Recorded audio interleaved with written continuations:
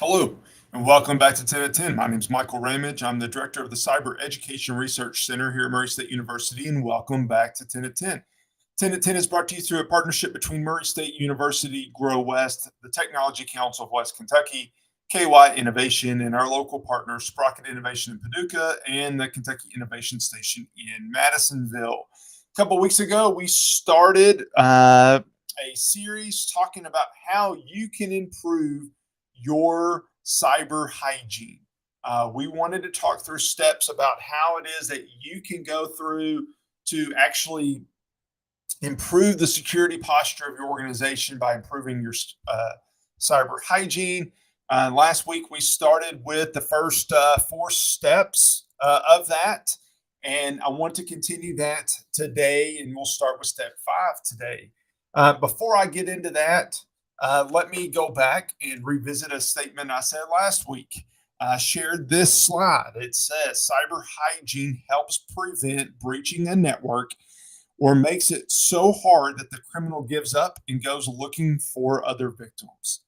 The last 2 weeks, we've talked about the fact that we're not going to be able to stop everybody. If somebody really wants to break into our company, they're going to be able to do it. If you really want, if they have so much money, so much time, so much energy that they can spend, they're probably going to get in.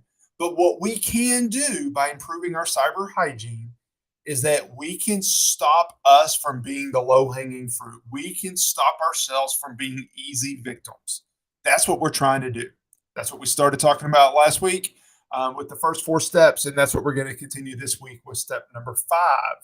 We want to keep operating systems and applications up to date and apply patches promptly. So this is one that is obvious for a lot of folks, but there's others that don't necessarily think about this. So let me say, first of all, if you can turn on auto updates, do it. If Microsoft Office says, all right, you've got an update for Word, update Word. If it says you have an update for Windows, update Windows. If it's critical, then you should update it. And there's some people that are watching this that are just going to say, no, that's not right. You shouldn't do that. And the exception is that there is patching policy for mission critical servers, that if it's going to put your system down, if it's going to stop your company from being able to make money, then perhaps there's a process that you should go through to apply that update. You should apply the update on a test machine, make sure it works, make sure it doesn't crash anything, and then apply it to the production setting. That's a great policy. That's a great policy, and I'm not sitting here to tell you that you shouldn't continue that policy, because if you have that policy in place, continue to do it. However, if you're not applying patches on a regular basis because you're afraid that you're going to bring the system down, stop that thinking and start applying the patches. If there is a if a patch comes out that is a critical patch, it's probably because there has been a 0-day exploit of that, or there is a vulnerability that could lead to a 0-day exploit of that piece of software, meaning that is going to be the avenue that attackers use to get into your system. You can have all the great systems in place, but if you're not patching that software, then that's leaving a back door open into your system from a potential hacker. So make sure that you are doing that.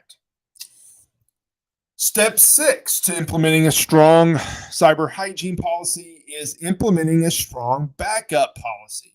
That means performing, verifying, and testing data backups. We have spent a few episodes over the last couple months talking about backup strategy. You should have a backup. You should have a backup that is connected, one that is not connected, and one that is not even on the same premise, that it's an offsite backup. 3 different copies is usually what is good practice. Make sure you have backups. If you get hit with ransomware and you don't have backups, it's going to make your recovery process that much more difficult. You should have backups. That's an important piece. And let me say, backups are important whether it is ransomware that you get hit with or it is an accident. I mean, we've all accidentally deleted a file before, and if we don't have um, that backup in place, then that accidental deletion is going to cause our system to potentially fail, or whatever the file was that you accidentally deleted, it's going to cause you to have a problem. You need that file back, and it's gone because of an accident. Backups will protect you on that. Number 7, track end of life systems and remove them. So, what that means is this: do you still have Windows XP running on your network? I sure hope not. Because all Windows XP is now is a great avenue for hackers to break into your system. We just talked about the critical patches that happen. An end of life system is a system that is no longer supported by the manufacturer. So, Windows XP might be that example. Cisco will at some point no longer support a device on their network, a network device. Apple, the same thing. All of these systems, at some point, these devices, these pieces of software are no longer supported. So it's for 2 reasons. One, they want you to obviously buy the updated version of it. They're in it to make money. But more importantly, it's too costly for them to support every variation of software or hardware that they've ever produced. So after some amount of time, 3 to 5 years, maybe 7 years, they quit supporting that software, and they are only going to update the software that is more current than that.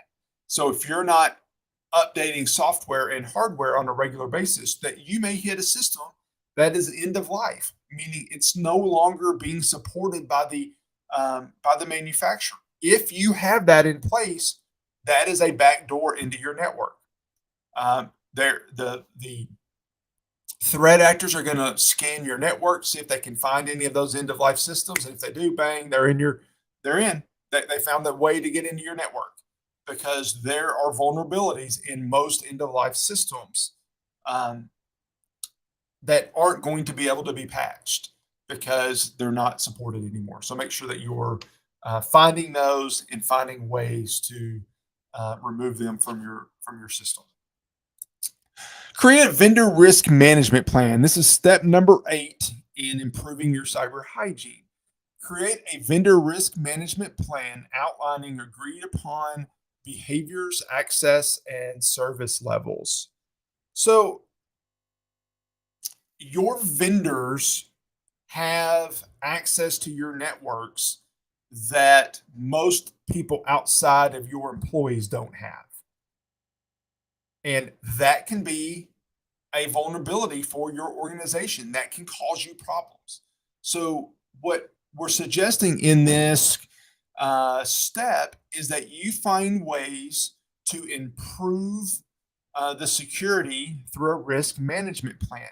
So these are the things that the vendor needs access to do their job, whatever it is. They don't need anything else. This is what we expect for that. This is the security measures that are going to be in place for you to protect that access. A great example of this is the Target breach that happened a handful of years ago. I don't know what that was now, 6, 7, 8 years ago.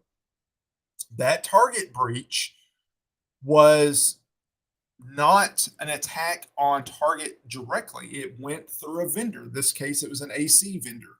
Through that AC vendor, they used their credentials to get into the Target system and ultimately breached the endpoint sales devices and were able to capture credit card numbers. That is a great example of why we need vendor risk management plans, so that we can think through what it is that our vendors have access to. That's an important piece, and one that I hope that you take serious as well.